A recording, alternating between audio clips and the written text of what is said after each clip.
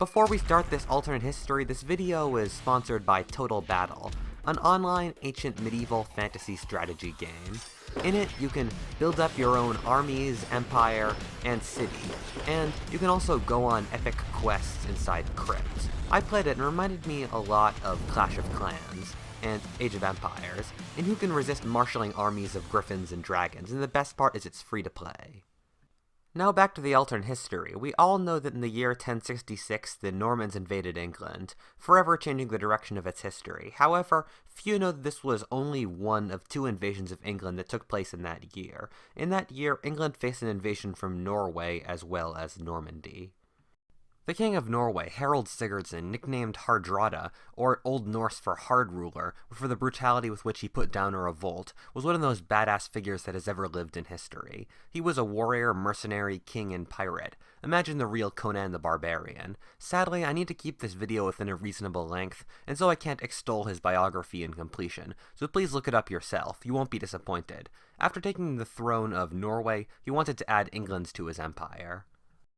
When the King of England, Harald Godwinson, was waiting with his army on the southern coast of England, preparing for the invasion of William of Normandy, Harald Hardrada invaded the north of England and destroyed the armies of the north at the Battle of Fulford. Harald Godwinson force-marched his army north, catching the Norwegians off guard when they were eating breakfast.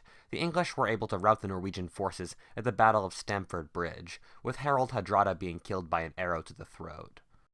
However, immediately afterwards, news came north that the Normans had landed on the southern shores of England, and so the English force marched an army to the south coast of England and fought the Normans at the Battle of Hastings, with the exhaustion from the march resulting in a Norman victory, with the Normans conquering England and a very, very, very distant descendant of William the Conqueror still on the English throne today. However, what if history was different and the Norwegians were the ones who conquered England, not the Normans? What would the world be like? What would culture be like? That is the question of this alternate history. There are a couple ways we could do this. The winds could be different, meaning that the Normans would land first, bloodying the English and leaving them weak to be defeated by the Norwegians. Or we could have Harald Hardrada knowing about the English troop movements and possibly crushing the English at Stamford Bridge, after which he would march south and crush the Normans. It really doesn't matter. They all have the same effect, and the only thing that matters is that Harald Hardrada would sit on the English throne, not William of Normandy. Harald Hardrada was clearly a Canute wannabe, the Danish king who created an empire by uniting England, the Isles of Scotland, Denmark, and Norway 30 years earlier. After uniting Norway, the Scottish Isles, and England, Hardrada would likely go after Denmark. This would probably succeed, with Harald Hardrada being the greatest general and warrior of his time, and the united force of England and Norway outbalancing Denmark. Knowing Harald Hardrada, though, he would probably want to declare crusade on the Turks, one of his old enemies, colonize America, and declare war on the Holy Roman Empire, but let's leave it here for realism's sake. Unlike the Normans, who completely replaced the native nobility with Normans, Harald Hardrada would likely mainly keep the local authorities around, only dishing out a medium amount of land to his Norwegian followers. For one reason, the English ruling classes were already half Viking, just those Vikings were Danish. After 200 years of Danish invasion and conquest of England, the nobility of most of England were already half Scandinavian, which wouldn't be that hard to work with for a Scandinavian monarch. Also, Canute, the Danish king of England, who Harald Hardrada was clearly trying to copy, worked with the native English nobility, not displacing them. Thirdly, the Vikings tended to look upon the English as a superior culture to emulate, while the Normans thought of it as a lesser one to be oppressed and converted.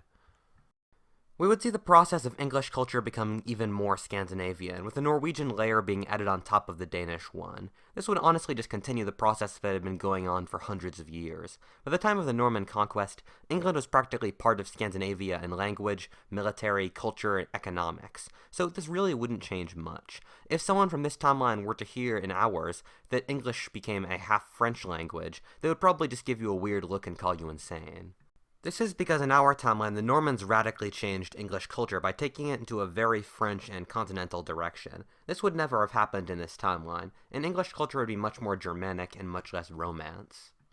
Meanwhile, back in Normandy, with the assumed death of William the Conqueror, Normandy would lick its wounds. However, knowing the sheer energy of medieval Normandy, it would go back to being a powerful duchy and expansionist very quickly. In our timeline, the Norman kings used their vast English possessions to support their ones in France. This is why the 100 Years' War lasted 100 years, because the English kings could just pull on their English possessions to continually support the war for their French possessions. This delayed the unification of France for hundreds of years. This would mean that France would be united much earlier in this timeline, around 1250 instead of 1450. Medieval France was a true behemoth that the rest of Europe was very lucky wasn't united. France had a higher population than Germany, Switzerland, Scandinavia, and Britain combined. And right when the French united in our timeline, the Spanish found unimaginable amounts of gold in America, thus holding back the French for several hundred years beyond that. In this timeline, the French were able to throw their weight around Europe, with them invading the Low Countries, Germany, and Italy, also with more powerful Crusader forces in the Middle East. This leads to some very interesting results. A stronger 5th, 6th, and 7th, mainly French-led crusades results in the Crusader conquest of Egypt. The Crusaders would be a puny Catholic minority in a land of Muslims and various Eastern churches, so would lack the support of the native population. This would in turn result in the Mongols conquering Egypt when they invaded, which was a near-run thing in our timeline. The stronger Mongols would pester the Ottoman Empire in the east, thus slowing down its growth. This would result in a weaker Ottoman Empire, which could result in so many ramifications for history, including maybe Hungary surviving as an independent kingdom, and Islam taking a very different route without the Ottomans to suppress anyone who went against their Sunni orthodoxy. But we're kind of getting ahead of ourselves, and we're ridiculously distant from this timeline's origin, so I'm just going to stop it here. Similarly to how the Normans were able to use English men, wealth, and resources for wars in France in our timeline, the Norwegians would be able to use England for internal struggles in Scandinavia, and in general things that mattered to the Vikings. This would take many forms. The Norwegians would want to revive the Viking Norwegian kingdom of Dublin in Ireland that existed only 60 years earlier. In this timeline, the English would still conquer Ireland, although with a Norwegian face at first. They would also support the kingdoms of the Isles, or the Norwegian-populated Isles of northern Scotland, at this era belonging to Norway, not the Scottish government at Edinburgh. In this timeline, these islands would remain Norwegian, and the whole of Scotland would likely even be conquered by a Norwegian-English coalition, coming in from the north and south simultaneously.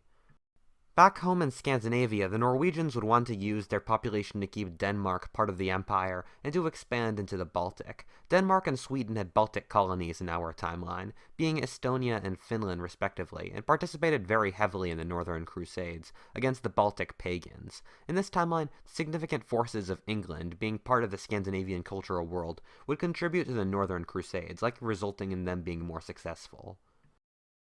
This brings up lots of very interesting possibilities. Maybe the Crusaders would conquer Novgorod, turning northern Russia into a Baltic country like Estonia or Latvia, or more of Poland would become part of Germany. However, like the Ottoman Empire, this is too uncertain, and lots of battles I don't know the result of determine the fate of this history. The ironic thing is that the Norwegians would likely end up being the junior partner of the empire they had created with Denmark and England. The English and Danes would be much closer culturally and thus stick together, and had a much higher population, kind of like how the union of Scotland and England, and Poland and Lithuania clearly resulted in the more powerful of the two nations dominating over the other. England married to Denmark would dominate over Norway. The Norwegian king would start to live in England and rely off English taxes, while appointing Danish nobles to be his court favorites and advisors, thus making Norway less and less important. Over a couple civil wars and succession crises, Norway would lose control over England, and Denmark would be wedded with England, maybe with different monarchies and governments, but definitely being part of the same systems culturally and economically.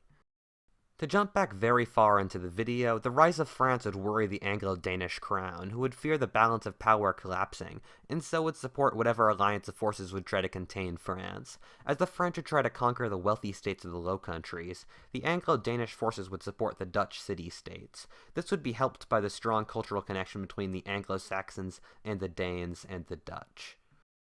I can't tell you much about this war, but it would likely take a very long time and drag into a very long and nasty war, like the 30 Years' War of our timeline. The rise of France would worry the rest of Europe, meaning they would team up in a coalition to keep France from becoming too powerful, likely lasting until all sides involved were worn out.